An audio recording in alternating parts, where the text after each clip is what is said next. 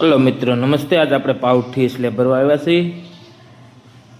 એ મુકેશભાઈનો માલ સાથે આજનું કામ છે. બહુ મસ્ત સારી રેતી વાપરી છે અને સાચી ગુણવત્તા તો સ્લેબમાં રેતીની જ હોય છે. મિત્રો જો આ દાદા કેવા આમ શાંતિથી નિવૃત્ત જિંદગી જીવી રહ્યા છે. હવે આપણે સ્લેબને ઉપર જઈશું, મુકેશભાઈ સાથે વાત કરીશું.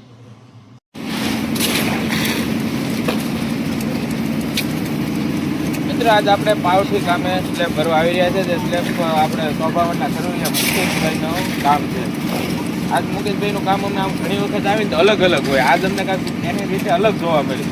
થોડુંક આ બાજુ કહેતો જો એને પ્લેટો ઉપર કાગળ પાથરે છે, જેથી કરીને એક પણ ટીપું પાણીનું એટલું ન થાય. પાણી હારે વધારે પડતું શું થતું હોય કે સિમેન્ટ જાતી હોય છે, અને સિમેન્ટ જાય ને ત્યાંથી સિમેન્ટની થોડીક કક્ષા ઘટી જાય. સિમેન્ટ ઓછી વહી જાય, રેઠે વહી જાય તો ઓછી પડે, ત્યાંથી તિરાડ પડવાનું કરતા હોય. પણ મુકેશભાઈ એના મગજથી ને એના મનથી કાંઈક ને કાંઈક સંશોધન કરતા હોય, જેથી કરીને ઘરધણીને કઈ રીતે સંતોષ આપી શકીએ, આપણું કામ આગળ કઈ રીતે સારું થઈ શકે અને એની ગુણવત્તા કેમ રહે એ જોઈને આખેલા મુકેશભાઈ આ સ્પષ્ટ તમે જોઈ શકો છો કે તો કઈ રીતે કાગળ નાખી અને એક પણ ટીપું કે તૈયાર કે ક્યાંય તમને આખા સ્લેબમાં જોવા નહીં મળે.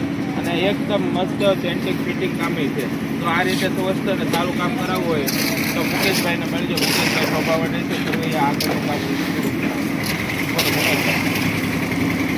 મેં આ કામ માલિક સાથે આખું રાખ્યું છે, મકાન માલિક પાસેથી. પછી મુકેશભાઈ અમારા દર સ્લેબ ભરવા આવે છે વારા ઘડીએ, પણ એની ટીમે બહુ સારી છે. માણસો બધા કામકાજ માટે બધા બહુ રેડી માણસો છે. આપણે સંતોષપૂર્વક કામ કરી આપવું.